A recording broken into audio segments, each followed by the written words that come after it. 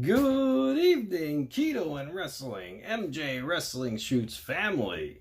Matt Royce here with another live stream tonight of Dark Side of the Ring. Hot stuff, Eddie Gilbert.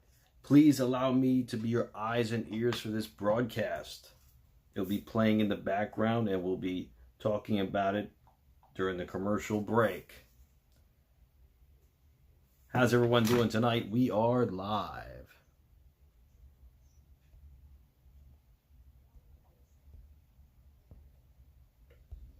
We're going to have a great time here tonight.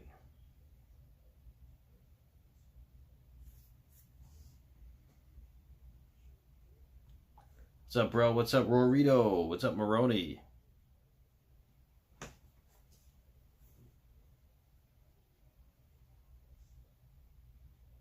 What's going on, everybody?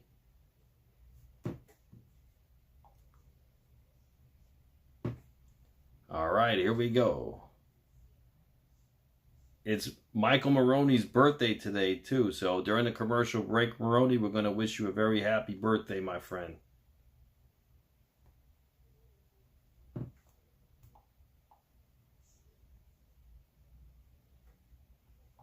That's awesome, bro.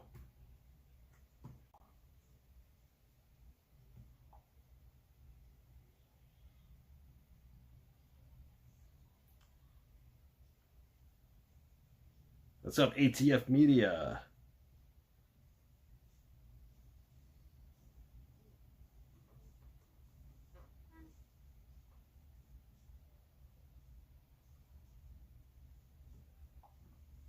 Okay.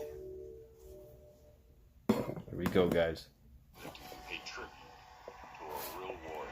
You know, Eddie passed away 30 years ago, and he's still missed. But it's just a story of what if. What if this didn't happen? What if this didn't happen? What if? What if? That is the question of the night. What if? What's up, Jeff? Hey, we're on. Hey. Hello, everyone. I think what the wrestling business lost was a great worker and a mind that was about a generation ahead of what anybody else is at the time. But I look at what my brother did in his angles and pushing the limits and the guys that he helped in his short life. You and me, brother. He lived 32 years. He done more in that 32 than most people do in 70. He made the best out of all of them. And to me, that's where you tell the character of a person. I'm Dangerous Doug Gilbert, and I've been in the wrestling business about 36 years. And my brother is Hot Stuff Eddie Gilbert. Tell him hot stuff. I looked up to Eddie. I mean, he was an idol of mine also.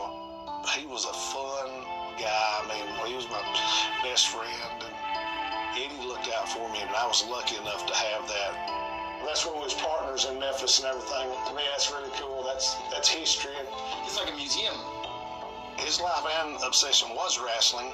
He thought about it all the time. Let's kick some ass and draw some money. That was a big one.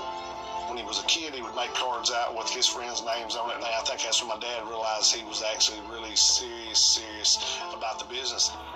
Eddie's father, Tommy Gilbert, was one of the most popular wrestlers in the Tennessee Territory from the late 60s through the early 80s. Eddie grew up watching that, and that was what Eddie had his sights set on. I'm Jim Cornette, and I was friends with Eddie Gilbert even before he began his pro wrestling career. We started in wrestling in the same way. Eddie began taking ringside pictures of the matches in Memphis at the Mid-South Coliseum, and at the same age, I started doing it in Louisville. And we ran into each other at the matches and just instantly developed a friendship. Eddie, I think, was 16. Instead of saying, oh, I'm Tommy Gilbert's son, he would walk in with a tripod. So that was how he was getting access to the dressing room. He was slowly working his way in. He loved the wrestling business. My name is Dutch Mantel, commonly called Dirty Dutch, and I've been in this wrestling business for over 50 years, and I used to work with Eddie Gilbert. You better watch your big fat lip, Gilbert. He would watch Memphis live television on Saturday morning at 11 o'clock. He would study how it was produced. He would study when the commercials came on. When Eddie turned 18, that's when he started his Major League Wrestling career as partners with his father, Tommy. From Lexington, Tennessee, the Gilberts, Tommy and Eddie. Tommy and Eddie Gilbert, father and son champions.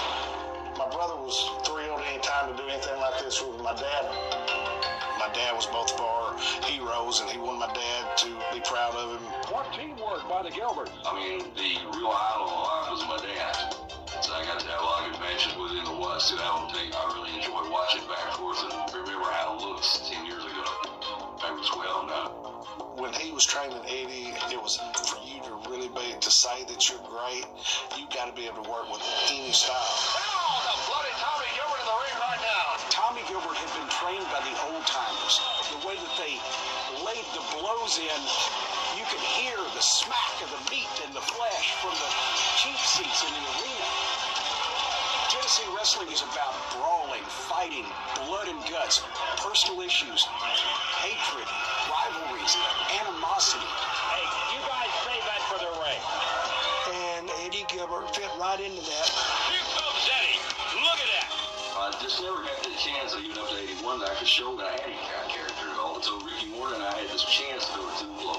And they went into the concession stand of the Tupelo Sports Arena Into the concession stand. and had a knockdown, drag-out brawl involving furniture and concessions and hot dogs and mustard. Gucci nailed with mustard and blood all over. It was a very believable fight because I think even the people involved in it believed it. They were knocking the shit out of each other. Oh, Nita's head busted wide open. We was just hitting each other in the head with pots and pans and chairs. Rick Morton hammered with a garbage can top. I mean, that shit hurts, buddy. I'm Ricky Morton, one half of the Rock and Roll Express, one of the greatest babyface tag teams ever, and I was best friends with Eddie Gilbert. You see, it was a hardcore match, really, but at that time we didn't understand that.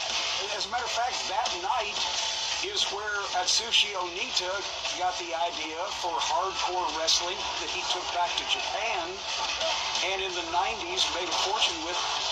It came from that night in Tupelo, Mississippi. What a call. Yeah, keep shooting it. We're not going to be able to show a lot of it, so just keep shooting it. He was always on fire. Thank you very much. I'd like to say hello to all my friends and family and everyone out there. Let's face it, he was a good-looking kid. My name is Darla Staggs, and I met Eddie Gilbert when he was 17 years old. We were just good friends. He went on to work for WWE. It was a dream for him, and it was his road to stardom. Memphis was great, but WWF, you know, it's Madison Square Garden. I mean, what are you going to say? No? Making his Madison Square Garden debut, Eddie Gilbert. My brother brought me with him to New York. I guess I was 12 or 11. Doug and Eddie were close, very close. Eddie was 18 years old, and he's hanging out with his 11-year-old brother. That says something to me. Being two small town country boys, seeing him in Madison Square Garden, I was really proud of that. Eddie wasn't a big guy, and that actually helped him. He had great timing. You see, that was Eddie getting his foot through the door. Right back on his feet. See that? You believe it? Fans are loving that. En route to a meeting with WWF's Patriarch, a tragic series of events is triggered. Went to my room, got a shower, dressed. It was already like 12 o'clock, so I was tired, and I started driving. And then all of a sudden, Patron got on the back of the truck. In an accident. We got a phone call at my house. It was like 1 to 2 in the morning. And they said, Mr. Gilbert's your son, Eddie? And she said, yes. And they said he's been in an accident. They didn't even know if they could keep him alive. He's in critical condition, and it broke his neck. The steering wheel, I think, hit him right here in the solar plexus, like about over his heart. They said he will never wrestle again. His heart was like jello. It would never heal. He he wasn't even 22 years old yet. And suddenly, his career may be over. That was not acceptable. That wasn't an option for Eddie. No matter how catastrophic the injury was, he was going to get back in the ring. When something like that happens to you, it takes a long, long time to get over that. It takes years. Put yourself in that situation. You still want that opportunity. So that's why you keep going. Ladies and gentlemen, let's welcome back the very popular Eddie Gilbert. 3 months later, able to start back wrestling again. Such is the tenacity of this young man, Eddie Gilbert, who has made it all the way back. I can speak for myself. You know, it was a hard, long road in our business. Ooh, you wonder if blows like that, if they would affect the neck. Apparently not. When you have a car wreck and break your neck, they don't send you home with Tylenol Plus. You understand me? I'm sure he would be back in the ring if he was not ready. That's not good. That means Sam Adams American Light, the most maybe premium light beer. they sent them home with other stuff. Some ATF media. Daniel Berry, King Al Moxley, Garrett Light. How's everyone doing tonight? We're on commercial break. And before we continue on our conversation, let's wish Michael Maroney a very happy birthday. He's 22 years old today. And let's sing Michael Maroney a happy birthday. So everyone join in unison. Join me as we wish Michael Maroney a happy birthday. Happy birthday to you. Happy birthday to you. Happy birthday, dear Maroney. Happy birthday to you.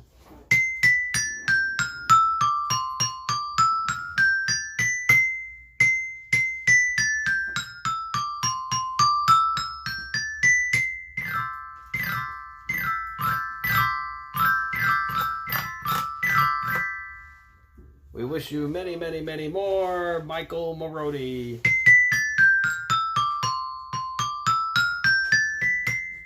Happy birthday, Maroney.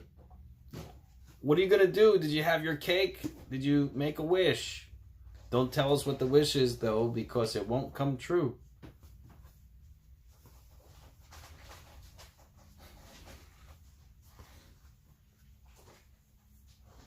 I remember Johnny Boots' birthday, 21st birthday.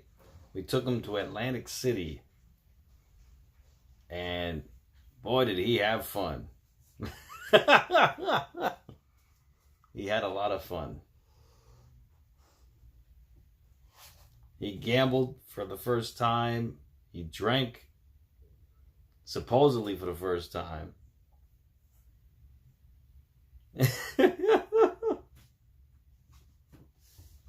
And we got him something good for his birthday too. $140 for your birthday, Baroni. That's cool. You won $120 for your 21st birthday, Rory? That's awesome, bro. I think Boots lost a few bucks, but it's all right. We found him a working girl. And he had a good time on his 21st birthday. Like, whatever you thought could happen, it happened at Atlantic City with Johnny Boots. That is true, Eric. Wow, that's awesome, Maroni. Then you got another 120, so you have a 260 total. Rory, no, it wasn't Emma. It wasn't Emma. I don't know what her name was. I don't think it was Emma. But he had a good time on his 21st birthday.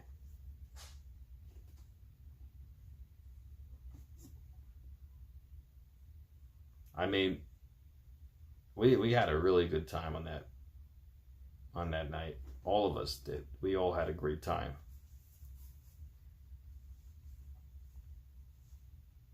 Should have taped him.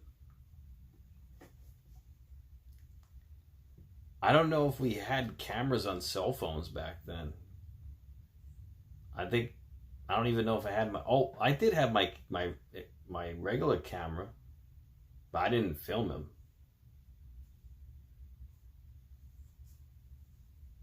Really, Moxie? Oh, it's not that good then.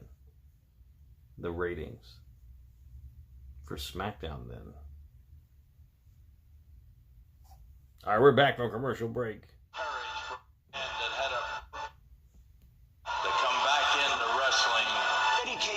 Wrestling probably too quick, but he wanted to get back before he lost his spot. They did an angle based on the fact that fans knew that he'd had a serious neck injury, and they used the masked superstar to allegedly re-injure the broken neck. Oh, no! Oh! Now, there's no need for anything like that. Oh. See those scars there on the throat? That was from the automobile accident. And unfortunately, that is where Eddie met Dr. George Zahorian. I'm presently evaluating Eddie Gilbert following a traumatic accident to the vertebrae of his neck. Dr. George Zahorian was a doctor in Pennsylvania, was also appointed by the Athletic Commission to be the doctor to give physicals and etc. to all the wrestlers. Anything that the wrestlers wanted, drugs, substances, whatever that he could prescribe, there was your guy. Now you've got Eddie Gilbert, who's had a severe neck injury. What do you think's going to happen? He was in a lot of pain from the wreck, but the doctors prescribed him something. He would definitely take it. When he was doing it to be able to work, I guess that was our justification. As Eddie steps back into the ring, the WWF charts a new direction, jeopardizing his climb to the top. WWF at the time was like superheroes. That was the Hulk Hogan starting there. Everybody that was up there got bigger. I didn't want to go that bodybuilder path, and Eddie didn't want to either. Now, we might have did a little something to tone you up, but you get caught up in that circus act. I think Eddie thought that some of the stuff they do in WWE was too much show business and not enough realism. I knew that meant that I was probably going to be buried. And I thought to be the best career move was to leave and go back home to Memphis to be a heel, because I knew that when I started in business, that's all I wanted to be, and I thought that was my calling. Returning to the Southern Territories, Eddie reinvents himself as a villain and creates his most iconic persona.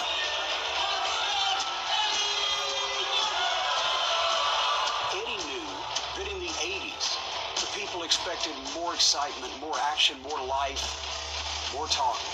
I am the greatest wrestler, the prettiest face, and the greatest set of braids for professional wrestling. He had the flashy sequin jacket, frosted the hair blonde, and he was wearing sunglasses. Now he's this guy that looked like he just stepped off this new thing called MTV.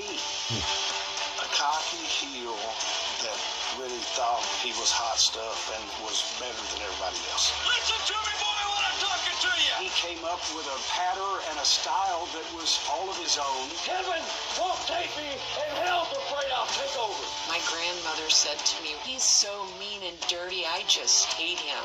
If you hate him, that means he's doing his job well. But you know what? He's still the same sweet guy that he's always been. No, he's not either. It was an amalgamation of all of the heels that Eddie had watched over the years. And it worked. One of his idols was Jerry the King Lawler. Who's the greatest wrestler in the world, and why am I? He was the undisputed king of Memphis wrestling.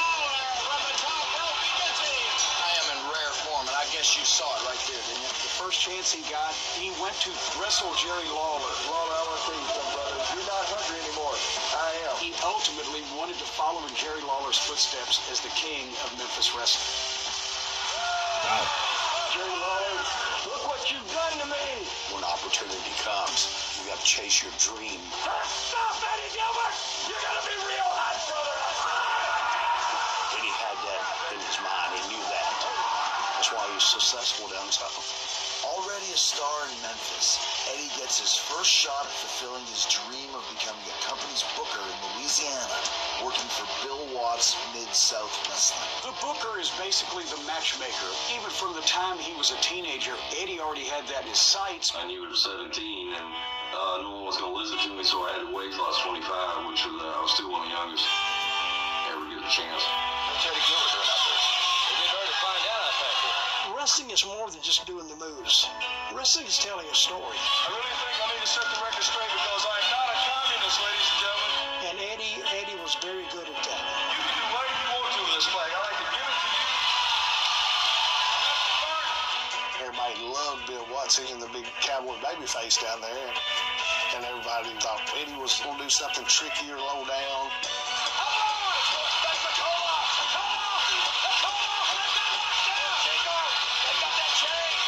When a great heel has a great baby face, they can tell a story that's unbelievable.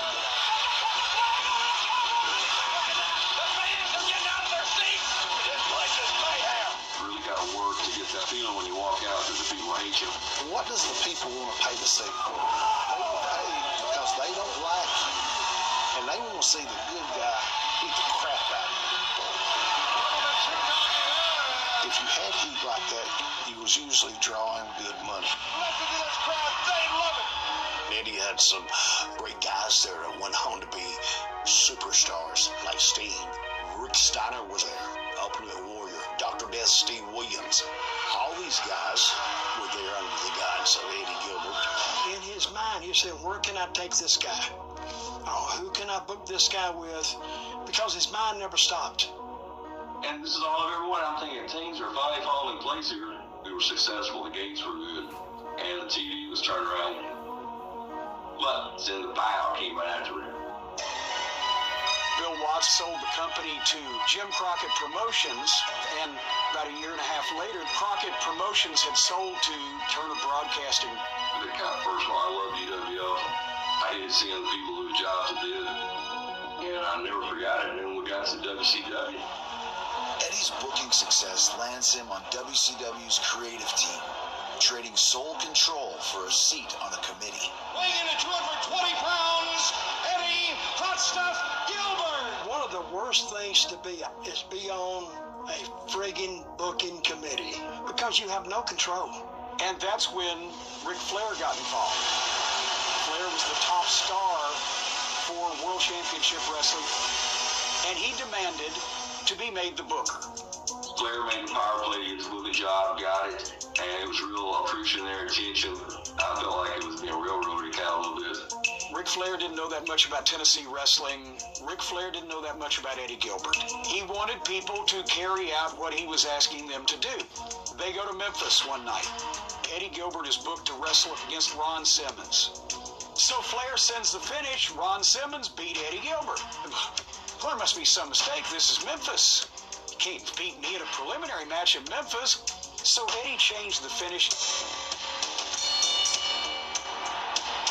Within a week, I got a phone call from Ric Flair. He changed the finish. Who the is this guy? I'm going to have to move him out. And that's what he told me.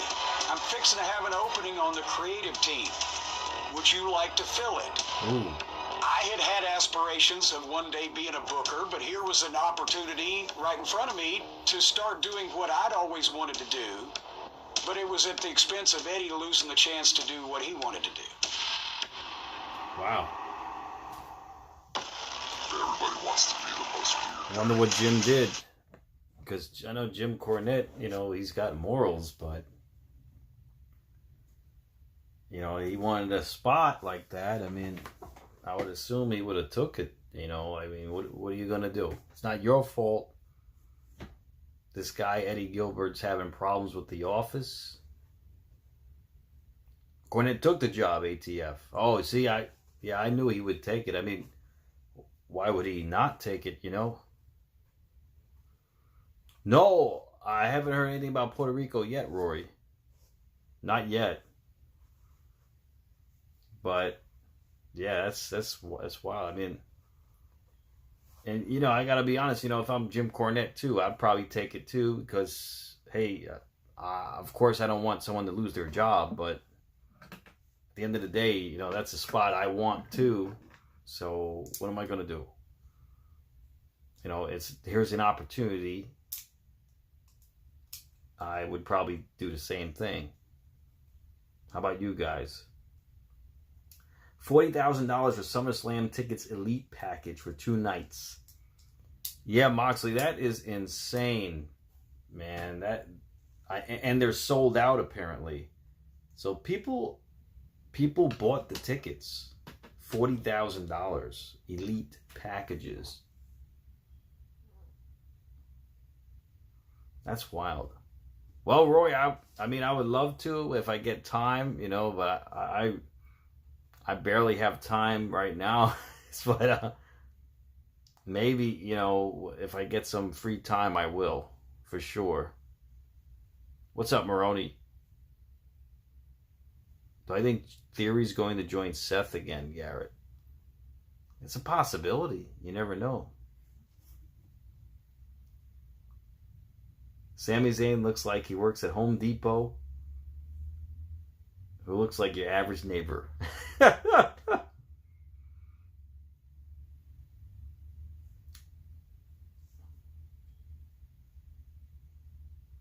You'll have to talk Spanish, Rory says.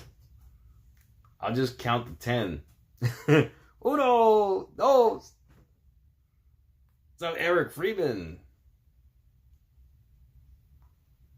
But yeah, $40,000 for SummerSlam tickets. That's for the elite package though. That's like probably front row, ringside seats, and everything else included. I mean, but right then and there, you know right now, front row tickets are out of reach for the average person now. The average person can't afford front row tickets.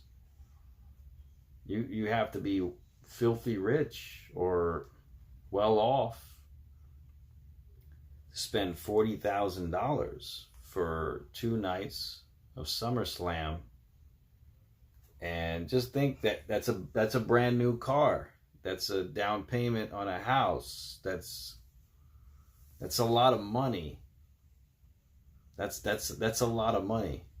And you just got to put that in perspective. What they're charging is really insane. I mean, they're treating this like WrestleMania.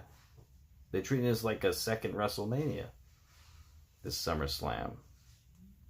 I know Endeavor, I mean, they want to make a lot of money. I get that, but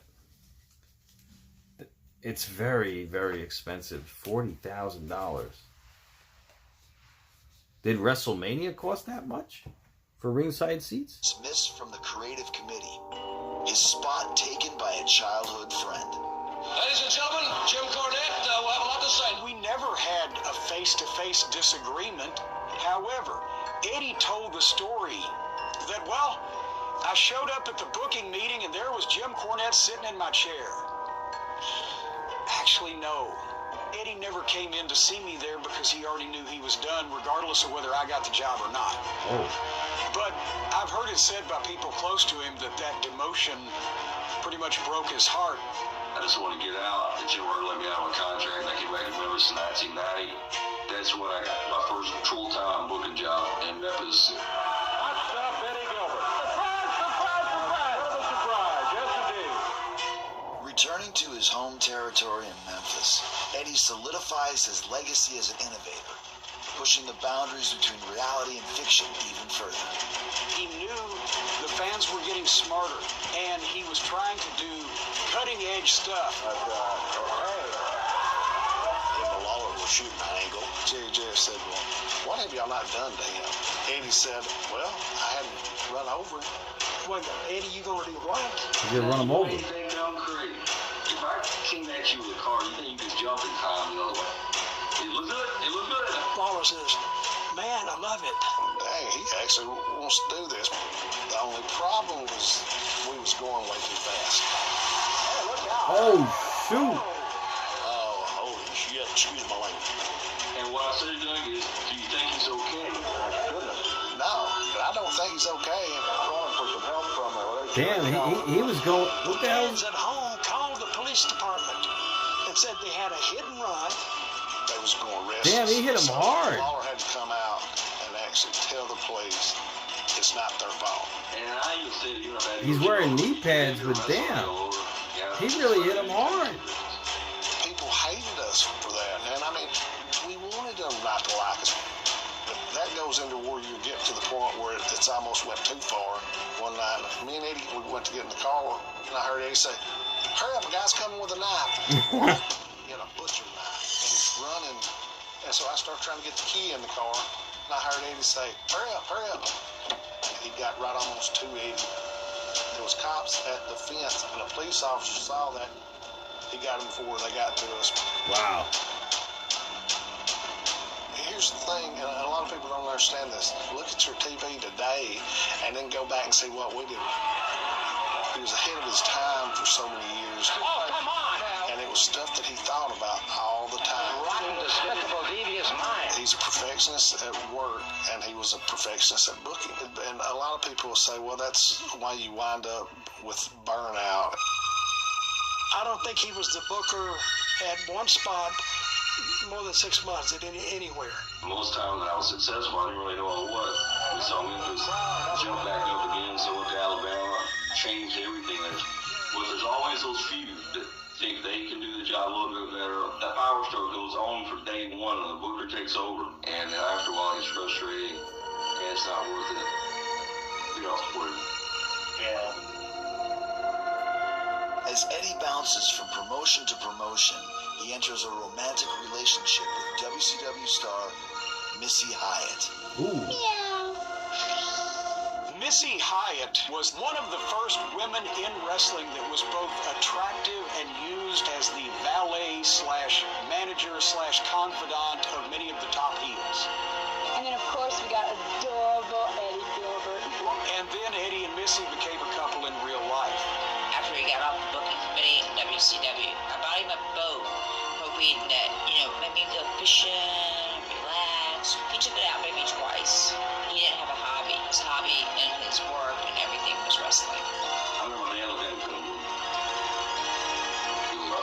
How long did it last? The whole marriage and everything, maybe a year and a half or something. I hate you! I hate everybody! He liked beautiful ladies. From Milan, Italy, the AWA Ladies World Champion. I got the opportunity to be in the ring with Eddie, and that's when everything started between him and I. Hi, I'm Medusa, M-A-D-U-S-A, made in the USA, baby, and I've been in this business over 40 years. And I was married to Eddie Gilbert. It was Eddie, myself, against Mick Foley and Luna Vachon. Right then and there, I'm like, God, there's something about this guy and his cockiness. We just hit it off. One thing led to another, and he's like, do you want to get married? And I'm like, what? What? Yeah, let's just do it. And we did. His family was so loving and so open to me. What do you got there? Oh, do you know how to do that? Not at all. And I felt welcomed. His dad. There's more action going on. You're the only one that's opening them. And his mom, Mrs. World, and little Dougie at the time. What do you know where you asked about? Game boys, you got me. Oh, he loved his family. Goes, grab memory book, got it all, shirt, sweatshirt. It was healthy. That's how I felt. My marriage overall was wonderful from the beginning. And towards the end, I knew it wasn't the Eddie that I grew to love and was in love with. If it was because of the pain of the business physically and his choices to get rid of the pain, then, that's what he did. And it just changed him. I just got done making dinner. We sat down to eat, and he fell asleep at the dinner table in his food. Oh. I did see him fall asleep at the table one time. I mean, I tried to talk to him about it. He kind of shut it down like, it's none of your business, and it wasn't my business. I didn't really see too much wrong with it, which I look at it today, and I can see that maybe it was a little bit wrong. But now, see so much other stuff, so much worse than anything that was going on with Eddie. So I guess I just took that as everything was kind of normal. It wasn't just being a rock star that caused him to do this. It was trying to overcome serious injuries to get back in the ring. The pills taken over Eddie. That wasn't who Eddie was, though. He wanted to get better. It just didn't happen. It's a shame. There's nothing is It's the same story with almost every one of these episodes. These guys get hooked on painkillers, drugs, alcohol, and it's pretty much they were goners after that. I mean, it's just a shame. ATF Media, yeah. Missy Hyatt is so much hotter now. I dig that. I just ate 10 pounds of shrimp. Didn't know I was allergic to shellfish. Look in the face. Mike Harper, that's a very big word you're using. Rubbish. That's a very good word you're using. Well, Mike Harper, you're always welcome on the Keto and Wrestling channel, so don't worry.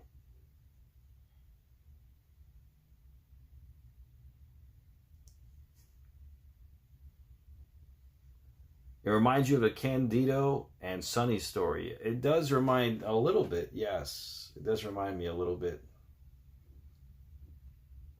This story. And this story, a lot of this is somewhat new to me, so I'm actually learning about the history of what happened with Eddie Gilbert in this show. So this is actually a lot of new information for me. So I'm a bit intrigued by this episode. Cody? Yeah, I don't know. Cody, I don't know what his deal is, but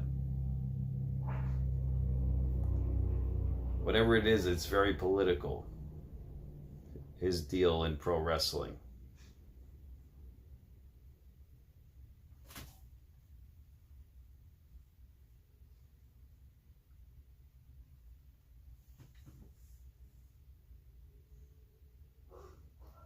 I will need to rewatch and pay close attention to all the details. Maybe, I mean, it's a good episode. It is a good episode. All right, we're back. Almost ripped his head off of it. Those matches with Cactus where it's all there together. To make us legal, we have to hurt each other. We knew that we couldn't go out there and do any less. It would take too much pride in what we do. What he loved was bringing excitement to the television screen. They just lay our bodies on the line for each other. Cactus, the barbed wire around his face. Gotta stop this match right now. Stop it now. Well, our business brings with it constant pain. I did not know that he was having trouble with pills. Eddie was part of an era where not as much was known about pain medication. It wasn't really frowned upon at that time, but it's easy to abuse. He would say he was in pain, but I never knew the severity. He kept everything so inside. The hardest thing he did was sign those divorce papers. He told me straight out, I need to fix this. I need to get myself better. And it was Eddie's choice. I guess what I told myself at that time, the only thing I could say is that I found my way to say okay and let go. She's a really good person. I think she deserves getting out of business what she can. At that time, the early 90s, a lot of things were falling apart for Eddie. Almost all the territories had gone out of business. So at that point, he really didn't have a lot of options of the old-fashioned territories, places to go anymore. Here we are at the ECW Arena in the heart of South Philadelphia. It's June 19th. Facing setbacks in his personal and professional life, Eddie Gilbert moves to Philadelphia, betting on a new promotion led by a virtual unknown in the business. They're ready to go. Tonight's the night. I grew up watching the WWF, and there was something called believability. What happened was, as time went on, it became a cartoon. Hi, my name is Todd Gordon, and I am the founder and originator of Extreme Championship Wrestling, ECW. I worked side by side with Eddie Gilbert to get this promotion off the ground. I just wanted to see something that I would enjoy, something I could believe in. This is getting out of hand, fellas. My goal was to put on a believable, hard-hitting product. A great night, and it's going to get even better as we go on week to week. Stick with it, Jay Sully. You know, Philadelphia, they are the meanest people I ever seen. These people don't even like ice cream. I'm not bullshitting you. So when you bring that part of Eddie being a heel to them, well, they just eat that shit right up. Eddie Gordon did a lot of big names put together the matches. He was very good at it. He wanted to be the king of Philadelphia, as Jerry was the king of Memphis. Yes, me, Hot Stuff Eddie Gilbert, the king of Philadelphia. We were doing that kind of hardcore stuff. He took it to another level. Eddie would say, "This is wrestling. You can do anything." I carried that over years later. So when Sandman came out smoking a cigarette, "What are you, crazy? What, you can't do that." "Who says you can't?" We did it. He became an icon. That was Eddie. Eddie gave us that ground floor to build on. Without Eddie, there's no ground floor. Without Eddie, there's no ECW, really. The king, Hot Stuff Eddie Gilbert. Eddie brings ECW to new heights, but it's his friend Paul Heyman who will have the biggest impact on wrestling's future. Ladies and gentlemen, or you people of Philadelphia. Today, Paul Heyman is the most brilliant manager on the professional wrestling scene. In those days, Paul Heyman always wanted to be the booker. So he started shadowing Eddie Gilbert. Paul was a photographer, did interviews with me when he was like 13, when I was in WWF. You know, Paul is like me, a lot of times people say things that maybe he shouldn't, but he does. Back then, Eddie Gilbert and I were thick as thieves. You know, he was my brother. He was my mentor. He was my best friend, and he was so magnificent as a booker. They were together in Alabama, they were together in Georgia, they were everywhere. It was a good combination. It worked. It was probably 6-7 months in when all of a sudden it was, you know, where's Eddie? He's going to be at 2 o'clock and he's rolling around 3:30. He wasn't kidding around and carrying on. It's a different change in his whole demeanor. I wasn't that familiar with what drugs, painkillers, the effect they had on people's personalities. You get in the ring with anybody, and if he wasn't bleeding, his opponent was. Those things don't just end when the show ends. They all turn to painkillers for that. It is very easy to fall into that trap. He had lost that joviality, he had lost that fun side. This was not the same Eddie that had contributed so much to the business. So it was falling apart for Eddie bad. As Eddie spirals into addiction, Paul Heyman pushes forward with plans to take ECW national. Paul was working with Jim Crockett, and he was very excited about it. Eddie thought that me, Paul, and Crockett were going to go off and leave him in the lurch. At this point, he was really in the depth of his despair, paranoia. And he said, "Oh yeah, well, guess what? We quit. We and we had a huge show coming up. Ultra Clash is our big event. It's going to be the biggest, hottest show in the history of Philadelphia wrestling. That's right. Even though he's going to still be on the show. But it didn't matter. Sometimes when you're that high or that buzz, you think reality is completely different what reality is. He had his own reality at that point. On the next episode of The Grudge, Conor McGregor is a perfect super. All right, we're on commercial break. Jericho, I don't know how much they paid Jericho to narrate this. I'm sure it's pretty good. I mean, he's done so many episodes. So Unbroken, yeah, the music they've chosen for this season hasn't been that great. What's up, Swerve Show? What's going on, bro? How you doing? Yeah, but it's crazy how the Roots landed in ECW. I mean, that's huge. I remember ECW, man. That was some show to watch at 2:00 in the morning on Saturday night, going into Sunday. That was a show to watch. I mean, my brother and I made sure we stayed up to watch it every Saturday night, going into Sunday. We couldn't wait. It was like every Saturday night. We would watch it 2 a.m. We would wait 2 a.m. Sometimes we'd even take a nap, and we set an alarm to wake up to watch it. Oh, definitely, Andrew. Yeah, the music isn't that great this season, but they have pretty good stories this season.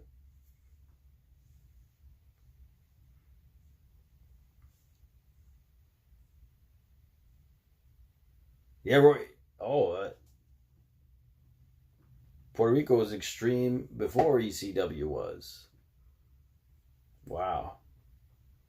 So they pretty much took that style of wrestling and brought it to the States. I mean, it was definitely unique for its time. It was amazing for that time period of wrestling. And I think ECW helped revolutionize professional wrestling to what it is today. Without ECW pushing the envelope, I don't think WCW and WWE would have pushed their envelopes to get better. And I just feel like ECW, if they weren't around, that third company wasn't around, then it would have been a lot different. I think we're back. Championship Wrestling. Fearing that he's losing control of ECW, Eddie Gilbert storms out of the company just days before a major show. 2 days later, Eddie called me up and he said, "Hey, boss, I'm sorry. I've been stupid, so I'll be here Saturday night." I had to tell Eddie. At Ultra Clash, there will be a major change. That's correct. You quit 5 days before the show. I had to do something. I had to replace you. That man who will be the partner on September the 18th with Abdul the Butcher is none other than Kevin Sullivan. He said, "Okay. Wow. Can I come to the show Saturday night anyway and say goodbye to everybody?" I said, "Sure." He told me he was going to come and cut a promo, which nobody else knew that.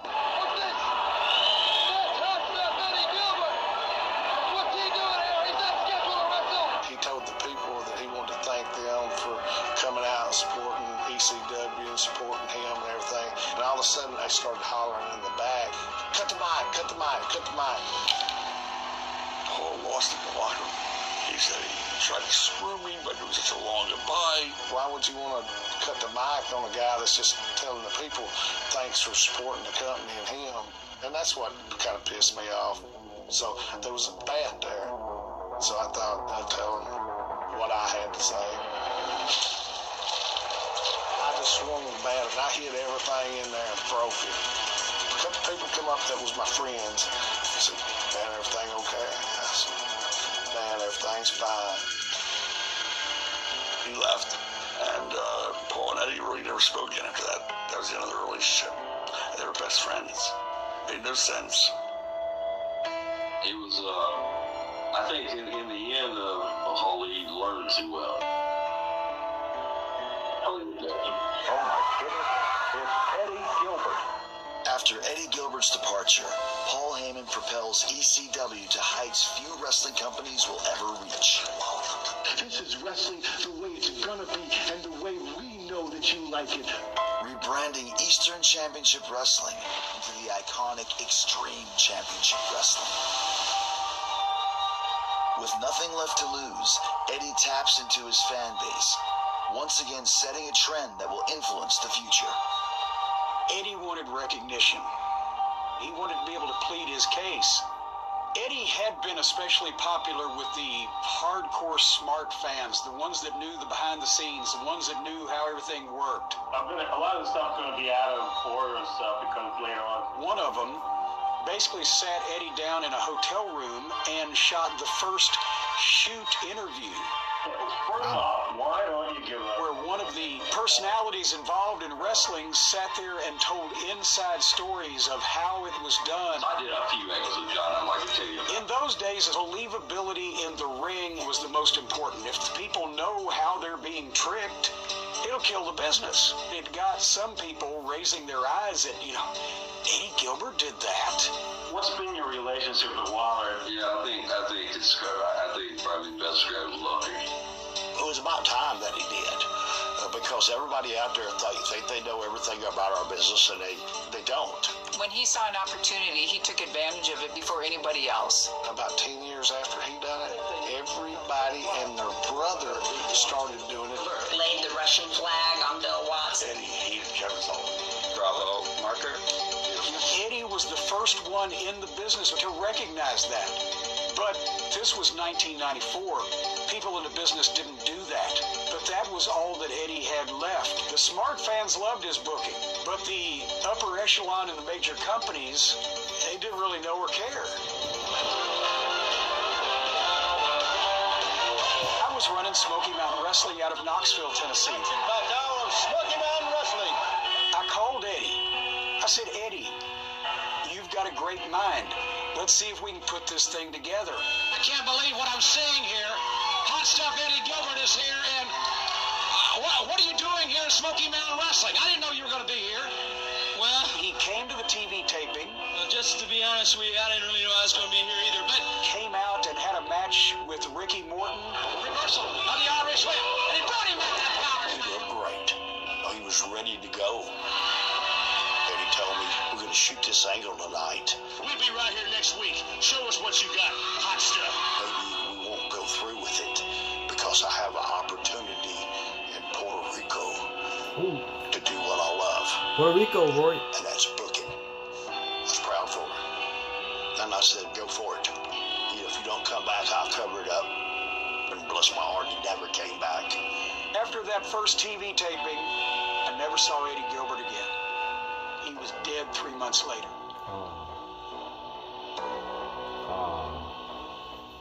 So he went to Puerto Rico.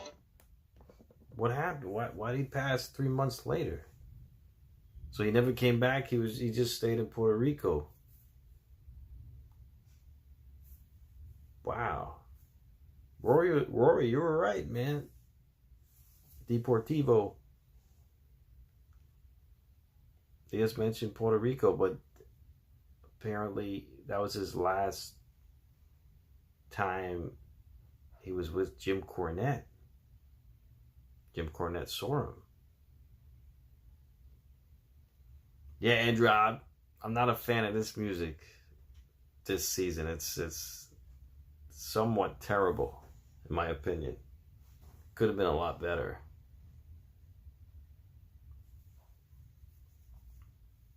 Because Dark Side of the Ring, usually they have really good scores, music scores, but this season's kind of weird.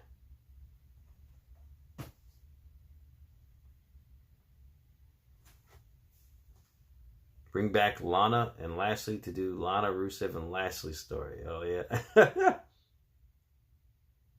To me, I don't consider WWE ever had intentions of doing extreme matches until seeing ECW or partnering with Carlos Colon in Puerto Rico. WWE's version of hardcore matches were a 4 out of 10. Okay, Roy, I'll check them out after the stream. What's up, Jeff?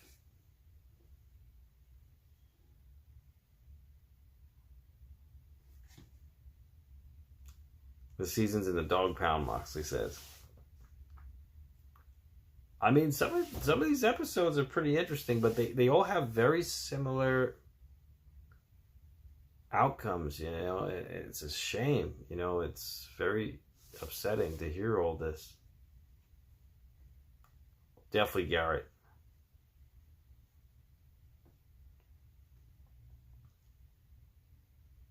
I mean, most of the episodes, like,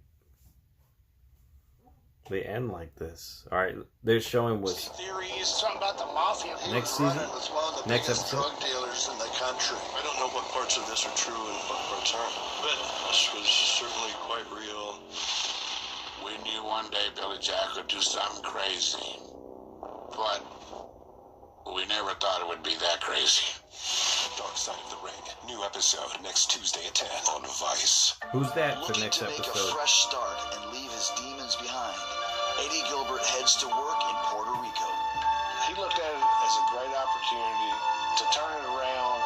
Carlos Colon had offered him a deal. Carlos was wanting somebody with different ideas, something fresh. He was real excited.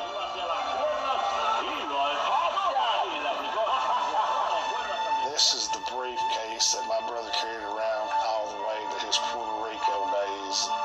February 18, 95. Eddie Gilbert versus Ted the Bear. So that's the bear that my brother wrestled. I'm going to get a bear. A bear? I'm going to get the bear. You're going to get the bear. He was trying to get it popped again and where everybody could make money and everybody be happy. He asked me, he said, you want to come? I said, give me a minute to think on it. I'm sure it won't be too long. But it would be the last territory that he ever booked. The next day, somebody had called and told me they found your brother in his apartment laying across the bed with earphones on and music, just laying back like he'd laid back to go to sleep or rest, really peaceful. Weeks after arriving in Puerto Rico, tragic news arrives back home. The wrestling world was saddened by the death this past week of Eddie Gilbert. We were notified that on February 18th in San Juan, Puerto Rico, Eddie had passed away of apparent heart failure. When you know somebody in his early 30s, the first thing you're going to think is, was it drugs? Especially in Puerto Rico. In Puerto Rico, you don't have to have a script to do nothing. All you have to do is walk into the drugstore, get anything you want. So the first thing they done say, oh, you know what he was doing? Well, no, you don't know what he was doing. Of course, there's speculation on drugs, ODing, but he had a bad heart too. And they list the cause of death as the heart attack. Anybody could have made up anything, that it spreads like it's gospel through the entire industry. But I really learned to take everything I hear like that with a grain of salt. I'm there to protect Eddie first before I start believing rumors and speculations. We ain't gonna say we was choir boys. We probably did some things we shouldn't have done. But I'm not making an excuse. I'm just telling you, he had the car wreck. Half of his heart, it would never work again. And if it wasn't working right, it had to have a strain on it. And that never quit until he passed away. If Eddie was still alive, he'd be 1 month older than I am sitting here right now.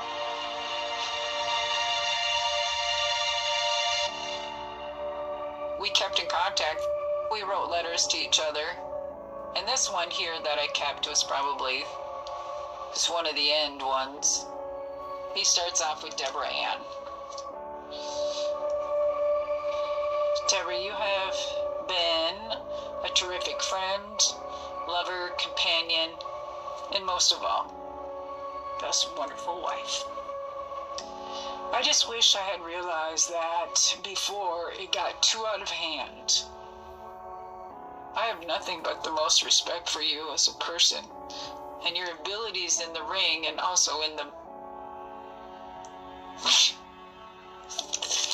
If you need someone to talk to at any time, night or day, please don't hesitate to give me a call. I mean that. And that was one of the last letters that I received from Eddie. He was a good person. He meant well. You know, Eddie passed away 30 years ago, and he's still down. That's one of the best. And he died loving what he did. So when you step in that ring, it's like we're on Broadway, and we can give you part of our soul. He gave his heart and soul to you people. Remember him for that. Eddie never really wanted much in return. He just wanted this business. I was born to be the king. This year it will be 30 years since my brother's passing. I wish he could be here, and I love him. And I know how really proud he was of me, and he had a huge heart. He done what he loved to the last day of his life.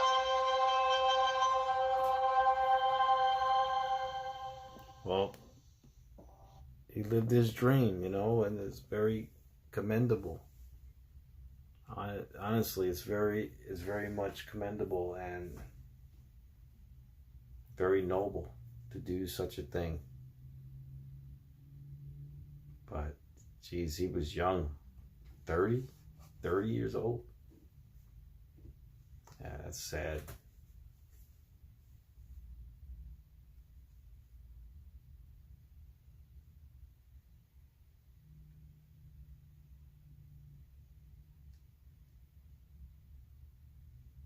I can believe it too, Moxley. Some of these wrestlers are prima donnas, you know. Yeah, it's such a shame, Garrett. Very young. Too young. You know. Jeez. We'll say this, a lot of these Dark Side of the Ring episodes, they're ending very sad this season.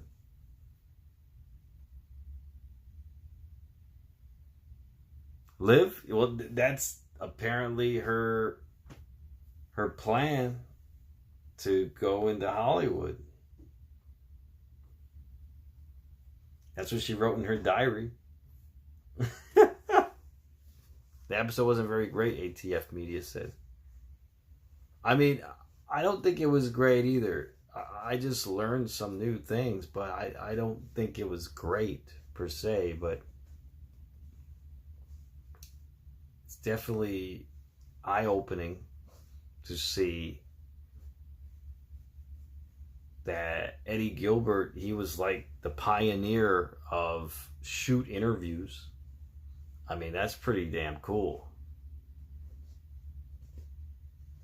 And like, yeah, almost every retired wrestler, they get into that to shoot interviews, and there's big money in that based on the amount of views you get for sponsorship deals. Forget it. I mean, it's very big money in that. Cody Rhodes is going to be Stardust at SummerSlam. By SummerSlam, Moxley says. You never know, right? You just never know. Stephanie's back, so you never know. That was a character that Stephanie McMahon created. So you never know.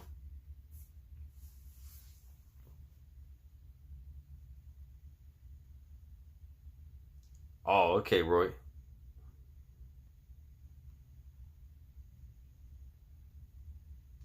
You'll never forget that stare CM Punk had with Benoit at ECW. Unbroken, you want to be CIA or FBI in your diary? Well, you know, if that's your dream.